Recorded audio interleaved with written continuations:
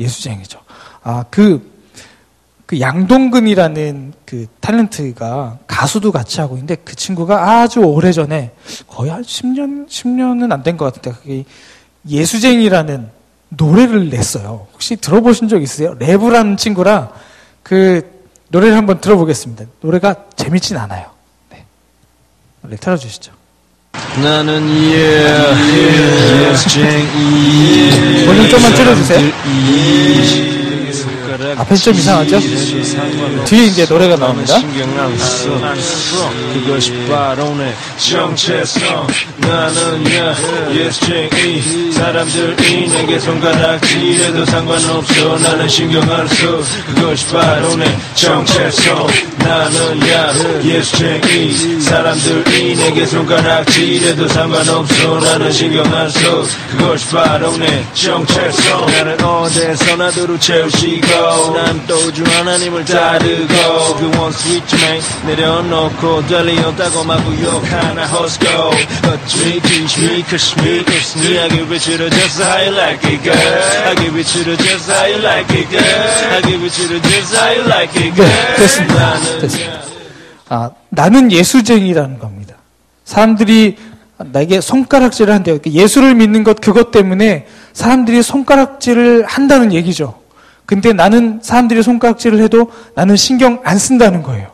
왜냐면 나는 예수님을 믿는 사람이기 때문에 사람들이 나를 예수쟁이라고 얘기해도 상관없다는 거죠. 우리말의 그 쟁이, 장이 이 뒤에 이 말이 붙으면 그것에 미친 사람, 그것을 전문으로 하는 사람, 이런 뜻이 원래는 그런 뜻이었습니다. 그래서 토기장이, 토기쟁이 이런 말을 할 때도 그 장이와 쟁이는 그런 전문적인 의미를 뜻합니다. 근데 그게 이상하게 좀, 유대교에서, 유대교 아니고, 유교 사상에서 장이 이런 말이 붙으면 그 직업을 가진 사람을 천대시하는 그런 흐름이 어느 순간부터 생기기 시작했어요. 그래서 장이, 쟁이 이런 말이 붙으면 양반이 아니고 천민인데 그 일을 전문적으로 하는 사람. 라는 말로 그게 변질이 되어버렸습니다.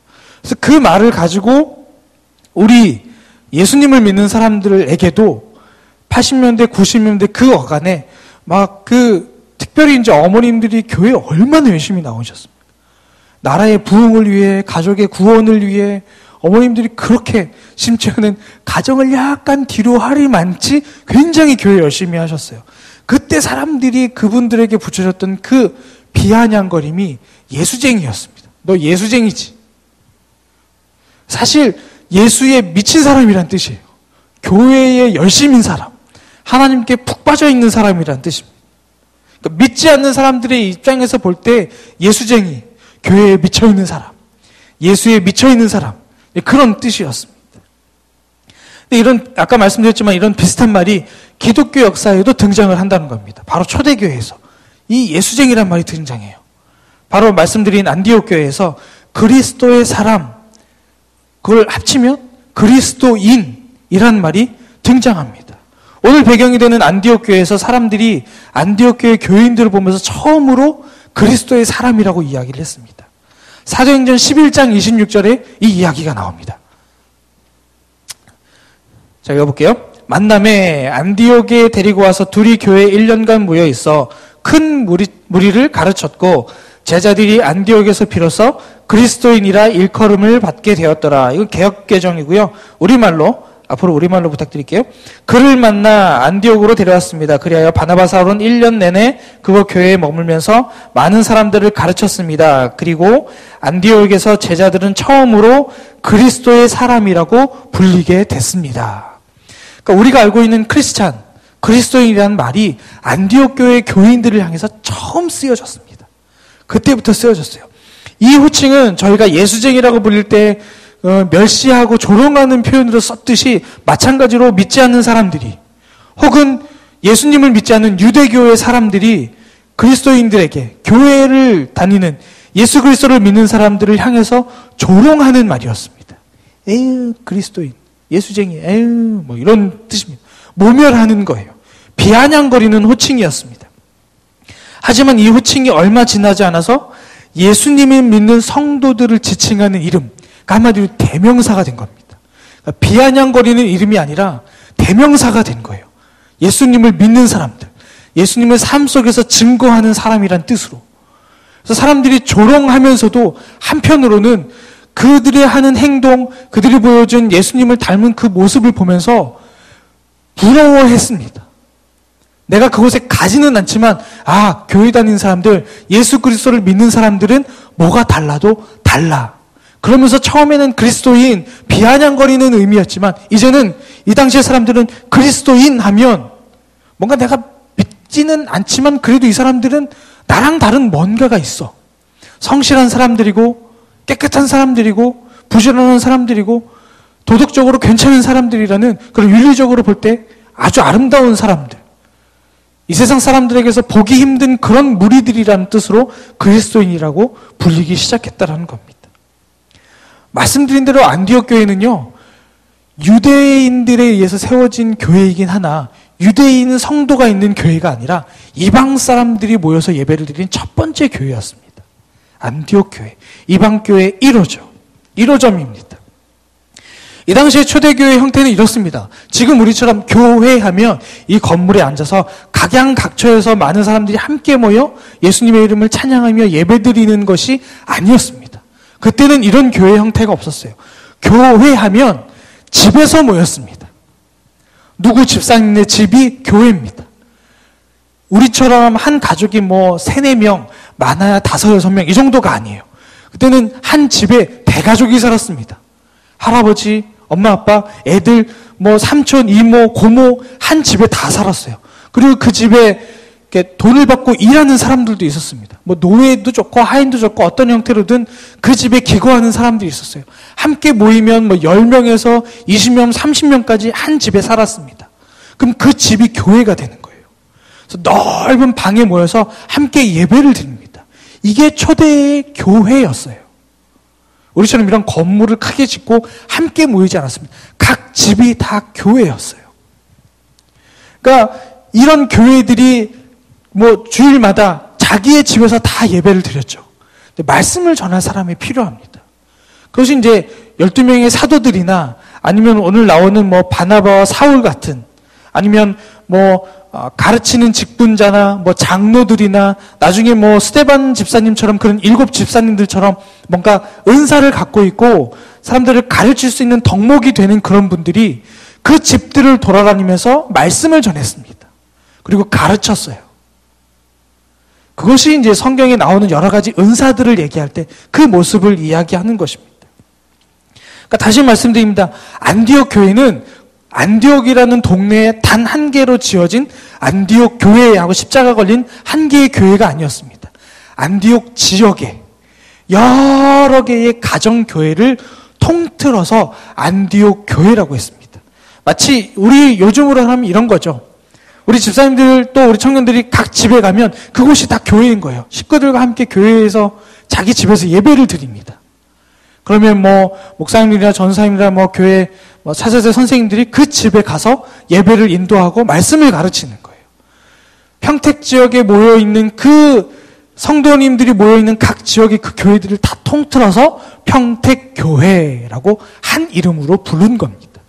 안성에 있으면 함께 모아서 안성교회, 안중에 있으면 안중에 있는 걸 함께 모아서 안중교회, 누구 집사 내 집 이렇게 불렀던 겁니다. 이 교회는 그렇게 다양한 모임들이 있었어요. 다양한 모임들이 있는 것만큼 다양한 사람들이 그곳에서 예배를 드렸습니다. 말씀드린 대로 할아버지, 엄마, 아빠, 아이들뿐만 아니라 그 집에서 일을 하는 노예도 있었을 것이고 하인도 있었을 것이고 장사하러 왔다가 그 집에 머물고 있는 사람도 있었을 것이고 외국에서 여행 갔다가 와서 사람들도 있었을 것이고 굉장히 많은 사람들이 다양하게 모여서 함께 예배를 드렸습니다. 그러니까 지역도 다양하고 모인 사람도 다양하고 그렇게 복잡하게 모여있던 교회, 그것이 바로 안디옥 교회였습니다. 1절을 보시면 안디옥 교회 안에 얼마나 다양한 사람들이 모였는지를 알 수가 있습니다. 정말 다양한 배경과 다양한 그 출신의 사람들이 선지자와 교사의 모습으로 예배하는 걸 볼 수 있습니다. 1절을 한번 보시면요, 바나바라는 사람이 나옵니다. 바나바는 구브로 출신의 레위인이었어요. 또 시므온도 나옵니다. 시므온은요, 학자들의 말에 의하면 흑인일 것이다 라고 이야기를 해요. 태어난 동네를 봐서. 그 다음에 루기오라는 사람이 나옵니다. 루기오는 구레네 출신의 북아프리카 사람입니다. 또 마나이는 그 헤롯 안티파스, 분봉왕 헤롯 안티파스의 어릴 적 친구래요. 또 사울은 어떻습니까? 가말리알 문화에서 엘리트 교육을 받은 바리새인입니다. 굉장히 다양한 나라의 다양한 그런 계층의 사람들이 함께 모여있던 곳이 바로 안디옥 교회였습니다. 이 안디옥 교회가 안디옥 지역 내에 믿지 않는 많은 사람들에게 아주 적극적으로 복음을 전했습니다. 아주 열심히 복음을 전했어요. 그냥 모여서 예배 드리는 것뿐만 아니라 예배에서 멈추지 않고 만나는 모든 사람에게 그리스도를 전했습니다. 그래서 사람들이 이 안디옥 교회를 보면서 그리스도의 사람, 그리스도인이라고 부르기 시작했던 겁니다. 단순히 예배를 드렸기 때문에 그리스도인이라고 말했던 게 아닙니다. 그리스도를 전했기 때문에, 예수를 믿어야 구원받을 수 있다는 걸 전했기 때문에 사람들이 그 소식을 들으면서 안디옥 교회의 사람들은 그리스도인이야, 그리스도의 사람이야 라고 말하기 시작했다는 겁니다. 오늘 이 안디옥 교회의 배경, 지역적인 환경이 이렇습니다. 자, 그러면 그 교회 안에 무슨 일이 일어났는지 오늘 우리가 본 말씀을 통해서 이야기를 해드리겠습니다. 오순절 성령강림의 사건 이후에 마가의 다락방에서 120명의 사람들이 성령을 경험한 이후에 두 가지의 흐름이 생겼습니다. 그전에는 없었던 교회 안에 변화가 있었습니다. 하나는 그 성령님이 오신, 예수님이 말씀하신, 예수님께서 승천하시면서 너희를 돕는 보혜사 성령님이 오실 거다라고 말씀하신 그 성령님이 오시는 것을 시작으로 해서 하나님의 그 구원의 역사, 하나님의 그 구속사역이 유대인들 안에만 머물러 있지 않게 됐다는 겁니다. 더 이상 유대인의 전유물이 아니라 그게 이방 사람들에게로 전해지기 시작했어요. 예수님이 말씀을 전하실 때까지만 해도 유대인들을 향하여서 말씀을 전하셨습니다. 회당에 가서 말씀을 전하셨죠. 하지만 예수님 승천 이후에 성령님이 오시고 나서부터는 더 이상 이 복음이 유대인들에게만 해당되는 것이 아니었습니다. 이 틀이 깨졌어요. 그래서 유대인들에게서 이방 사람들에게로 그 틀이 확장되기 시작했다는 겁니다. 이게 첫 번째 변화였습니다. 자, 두 번째가 있습니다. 두 번째는 이 복음이 더 이상 유대인의 것이 아니고 이방 사람들에게도 그 복음이 확장되면서 동시에 일어났던 일, 교회가 생겼다는 겁니다. 그전에 예수님이 계실 때만 해도 회당이었어요. 함께 이렇게 많은 사람들이 모여서 말씀을 낭독하고 그 말씀을 듣고 아멘 하면서 예배를 드리던 회당이었습니다. 하지만 예수님 승천 이후에 성령님이 오신 이후부터 교회라는 단어가 쓰이기 시작했습니다. 무슨 예루살렘 교회, 안디옥 교회, 에베소 교회, 교회라는 말이 그때부터 시작되었다는 겁니다. 그러니까 이 두 가지 흐름을 딱 다시 합쳐서 말하면 성령님이 오시는 그 순간부터 교회가 시작되었어요. 그 전까지는 교회라는 이름을 쓴 적이 없습니다. 성령님 강림하신 이후부터 교회가 시작되고 동시에 일어났던 것, 예수님을 전하기 시작했다는 것. 예전엔 유대 사람들끼리만 모여서 예배를 드렸어요. 회당에서. 하지만 이게 바뀌었다는 겁니다. 성령님이 오신 이후로 교회가 시작되고 그 교회를 통해 전도가 시작됐다는 겁니다. 이방 사람들을 향해. 그러니까 교회와 선교, 교회와 전도, 이것은 같이 가는 거라는 겁니다. 떨어뜨릴 수가 없어요. 내가 교회에 있으나 전도는 하지 않아도 되라는 말이 이루어질 수가 없다는 겁니다. 교회라고 쓰고 전도라고 읽는 겁니다. 전도라고 쓰고 교회라고 읽는 겁니다. 교회와 전도, 교회와 선교는 같이 가야 되는 겁니다. 이게 떨어질 수가 없다는 거죠.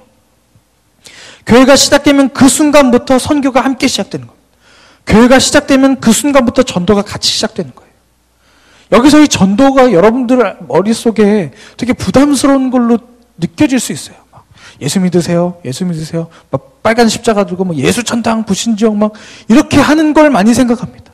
그리고 우리가 전도하면 거절감. 난 필요 없어요. 이런 거절감 때문에 많이 어려워하시는데 단순히 그것만 전도라고 할 수가 없습니다. 내가 삶에서 예수 그리스도를 증거하는 것, 내가 삶에서 예수님의 모습을 보여주는 것 그 자체가 전도입니다. 우리가 전도지를 나눠주고 집을 방문해서 예수 믿으세요 말하고 하는 건 전도의 한 모습입니다. 한 단편이에요. 진짜 우리의 전도, 더 넓은 전도는 내 모습 속에서 그리스도의 모습이 보이는 겁니다. 그게 전도입니다. 내가 직장에서 굳이 내가 막 교회 다녀야 된다고 말하지 않아도 내 모습을 보면 사람들이 저 사람은 정체가 무엇일까? 궁금하다. 알고 봤더니 교회 다니는 사람이네. 그래? 그럼 나도 교회 한번 가볼까? 이게 전도라는 겁니다. 사실 이 전도가 더 어렵습니다. 왜냐하면 똑바로 살아야 되거든요. 남들 보기에 모범적인 삶을 살아야 하거든요. 무단횡단도 함부로 못하거든요. 그렇습니다. 그러니까 전도의 폭을 너무 이렇게 좁게 생각하지 마십시오. 내 삶을 통해 그리스도를 증거하는 것, 내 모습 속에 예수님의 모습이 보이는 것, 그 자체가 전도라는 것입니다. 안디옥 교회가 말씀드린 대로 오순절 성령 사건 이후에 예수 그리스도를 삶 속에서 드러내는 성도들의 모임으로 시작되었습니다. 그렇게 해서 교회가 시작되었어요. 한 사람 한 사람이 살면서 예수님의 모습을 보이는 겁니다. 그 사람들이 함께 모여서 교회를 시작했던 겁니다. 그리고 하나님 나라의 복음을 사람들에게 전하는, 선교하는 교회로 이 안디옥 교회가 시작됐던 겁니다. 어느 날 이렇게 교회를 함께 시작하며 예배를 드리던 그 사람들이 이제 우리가 예수 그리스도를 계속 더 전해야 돼라는 늘 한결같은 마음으로 선교를 꿈꾸며 실천했던 그 안디옥 교회에 어느 날 성령의 음성이 들리기 시작합니다. 그 어느 날 이 안디옥 교회 성도들은 무엇을 하고 있었습니까? 그 어느 날 성경에 나옵니다. 2절에 보면 이렇게 나옵니다. 그 어느 날 무엇을 하고 있었냐? 멸망하지 않고 영생을 얻으리. 모두 구원받으리. 영생을 얻으리. 감사합니다. 2절에 보시면 그들이 주께 예배드리며 금식하고 있을 때, 그들이 주께 예배드리며 금식하고 있을 때, 그 어느 날 이 안디옥 교회 사람들이 무엇을 하고 있었습니까? 함께 예배드리면서 금식하고 있었습니다. 예배드리고 있었다는 겁니다. 그냥 예배가 아니라 금식하며 예배를 드리고 있었습니다. 자, 여기서 우리가 금식을 아주 단순히 그냥 행위적으로 봐서는 안 됩니다. 그냥 밥을 안 먹는 것이라고 생각하시면 안 됩니다. 그냥 밥을 굶었으니 금식, 이게 아니라는 얘기입니다. 금식은 그 행위 자체도 너무 중요합니다. 내가 밥을 먹지 않는 것도 중요해요. 하지만 그것보다 더 중요한 건 의미입니다. 내가 간절한 마음으로 거기에 집중했다라는 거예요. 밥을 먹지 않을 만큼 내가 간절한 마음으로 이것에 집중했다는 겁니다. 지금 안디옥 교회 사람들은 어디에 집중했습니까? 예배에 집중했습니다. 내가 밥을 안 먹을 만큼 예배에 집중했어요. 그 예배에 집중하던 그때에 성령의 음성이 사람들에게 들린 겁니다. 금식 자체, 그 행위 자체에 집중하면 안 돼요. 이런 경우들이 있습니다. 이렇게 뭐 고난주간이나 이럴 때 막 금식 기도 하시는 분들이 있는데 그때 되면 굉장히 날카로워지세요. 막 조금 어떻게 잘못 건드리면 화를 버럭 내시는. 배고프니까 예민해지잖아요. 그런데 이게 무슨 금식이겠습니까? 그냥 밥 안 먹고 짜증내는 거죠. 차라리 밥을 먹고 짜증 안 내고 기도 열심히 하는 게 차라리 낫습니다. 그냥 밥 굶는 그거에 집중해가지고 내가 무엇을 해야 되는지를 잃어버린 채 내가 오늘 몇 끼를 굶었네? 그러니 날 건드리지 마. 나 지금 겁나게 배고프니까 짜증나. 건드리지 마라고 한다면 아무 의미가 없다는 겁니다. 그러니까 내가 밥을 먹지 않을 만큼 내가 무엇에 집중한다. 마음을 쏟아 집중한다는 것이 더 중요하다는 겁니다. 이 안디옥 교회 사람들이 그렇게 집중하고 있었어요. 예배에 집중하고 있었습니다. 늘 선교를 꿈꿔 오며 내가 그것을 실천해야 된다고 말하던 그 안디옥 교회 사람들이 집중하며 예배드리고 있었어요. 그랬더니 거기에 성령의 음성이 임했습니다. 그 음성이 무엇이겠습니까? 특별한 사명을 위해 바울과 바나바를 구별하여 세우라는 말씀이었습니다. 그 특별한 사명이 무엇입니까? 선교였습니다. 전도였습니다. 그 일을 위해 바나바와 사울을 구별하여서 따로 떼어서 세우라는 말씀이었습니다. 안디옥 교회 성도들은 이 성령님의 말씀에 순종하면서 바울과 바나바를 안수하고 이방 선교지의 선교사로 파송하게 됩니다. 이것이 오늘 1절부터 3절까지의 순수한 내용입니다. 집중하여 예배하며 하나님의 음성을 듣게 삼어 있는데 그 예배 중에 성경의 음성을 듣습니다. 성경의 음성이 무엇이냐? 선교를 위해 바나바와 바울을 구별하여 세우라는 것이었습니다. 그래서 그 성경의 음성을 듣고 사람들이 순종해서 바나바와 바울을 안수하고 이방 선교의 사도로 세웠다라는 겁니다. 파송하게 되죠.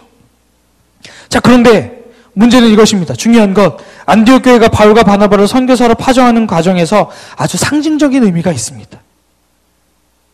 자, 아까 말씀드린 대로 하나님의 뜻을 확인하기 전에 이들이 했던 것, 금식하며 예배드렸습니다. 그런데 놀라운 사실이 있습니다. 하나님의 뜻을 확인한 후에 성령의 음성을 들은 후에도 안디옥 교회들은 역시나 똑같이 금식하며 기도했다라는 겁니다. 우리는 보통 음성을 듣기 전에만 금식하며 기도합니다. 그리고 하나님의 뜻을 확인하죠. 그리고 금식을 안 해요. 오케이, 여기까지야. 더 이상 밥을 굶지 않겠어. 근데 여기 있는 성도들은 보십시오. 성경에 보면 안디옥 교회 성도들은 금식하며 기도합니다. 내가 이제 바울과 바나바를 우리 교회에서 뽑았으니 끝! 이제 갈 사람 정해졌으니까 끝! 이게 아니라는 겁니다. 그들이 파송할 그 선교사 바울과 바나바를 위해서 영적으로 함께 준비하는 겁니다. 나는 가지 않지만 하나님께서 세우라 하신 그 사람들을 우리 가운데 구별하여 세웠으니 그 사람과 함께 영적으로 준비를 하는 것입니다. 자, 이제 뽑았으니까 이제 뭐 내가 헌금하고 재정적으로 해주니까 이제 너희가 알아서 해. 우리는 할 일 다 했어. 여기까지야. 네, 안녕, 빨리빨리 잘 가. 열심히 수고해. 나는 안 갈 거야. 이런 게 아니. 안디옥 교회는 이런 자세를 보이지 않았습니다. 우리 모두가 해야 될 일이다. 안디옥 교회 성도들은 모두가 같은 마음이었습니다. 선교를 꿈꿔오고 선교를 실천해왔던 그 사람들. 이게 우리 모두가 해야 될 일이지만 우리를 대신해서 하나님이 특별히 이 두 사람을 이 일을 위해서 세우셨으니 이 사람이 우리를 대표하는 것이고 우리가 비록 이 두 사람과 함께 하지 못하지만 우리도 영적으로 함께 가는 것이다. 안디옥 교회 성도들은 그것을 알았습니다. 그래서 금식하며 함께 기도했던 겁니다. 뽑았으니 이제 그만, 안녕, 잘 가, 헌금은 할게, 너희는 잊지 않겠어. 여기서 끝난 게 아닙니다. 이 사람들, 이 두 사람을 위해서 끊임없이 금식하면서 기도했다라는 겁니다. 단순히 두 명을 파송하는 것에서 끝난 게 아닙니다. 보냈으니 끝이 아닙니다. 영적인 동역자의 길을 함께 걸어갔던 것입니다. 안디옥 교회는 보내는 선교사의 역할을 감당했던 것입니다. 이것이 보내는 선교사입니다. 가는 선교사 필요합니다. 반드시 있어야 합니다. 이 오늘의 교회도 그 2,000명의 선교사를 파송하기 위해 얼마나 노력을 합니까? 가는 선교사가 있어야 합니다. 근데 가는 선교사만큼 중요한 건 보내는 선교사입니다. 가는 선교사만 있고 보내는 사람은 없으면 어떡하겠습니까? 후방에서 지원해줘야죠. 그것이 물질이든 뭐 기도건 뭐 어떤 형태로건 보내는 사람의 역할도 중요합니다. 비록 몸은 함께 하지 못하지만 같은 마음으로 같은 영적인 상태로 함께 기도하며 그 일에 동참하는 것입니다. 너무 중요합니다. 오늘의 교회가 어쩌면 선교에 너무 익숙해져 버렸습니다. 여름만 되면 아울리치며 캠프며 그 단어 자체가 너무 익숙해졌어요. 제가 어렸을 때 자랐던 그 교회는요, 선교하면 뭐 여름에 단기 선교 나간다. 그래서 뭐 성도들, 청년들 함께 모여서 뭐 10명, 20명 준비하죠. 뭐 온 교회가 준비하는 날부터 릴레이 금식을 시작합니다. 지금도요. 그러니까 선교가 익숙한 단어가 아니에요. 너무 귀한 단어입니다. 내가 못 가는데 나 대신 이 친구들이 간다. 나 대신 이 사람들이 간다라는 그 생각을 가지고 같이 준비하는 사람들은 금식도 안 하는데 가지 않는 분들이 모이는 그날부터 금식 릴레이를 시작합니다. 새벽 기도를 시작해요. 그 사람들보다 더 열심히 기도합니다. 귀한 단어이기 때문에 내가 못 가지만 마음으로 내가 너희와 함께 한다는 것을 보여주기 위해서 끊임없이 기도합니다. 요즘 우리 교회는 어떻습니까? 말씀드린 대로 오늘의 교회 선교라는 단어가 너무 익숙합니다. 아울리치, 캠프 뭐 이런 단어가 그냥 발에 밟힙니다. 너무 익숙한 단어가 되어버렸어요. 그래서 광고하고 뭐 하고 하면요, 뭐 이거는 뭐 갈 사람만 알아서 가는 거고, 아닌 사람들은 많은 거지. 나랑 상관없어. 너희들만 가. 정말 열심히 있는 사람들, 예수쟁이들만 가는 거야. 하고 그런 생각을 많이 한다는 겁니다. 또 어떻게 생각합니까? 선교 얘기하면 선교사님들이 막 위험을 감수하면서 막 목숨에 막 위태로움을 느껴가며 하는 그런 사역, 어렵고 힘든 사역들만 생각하기 쉽습니다.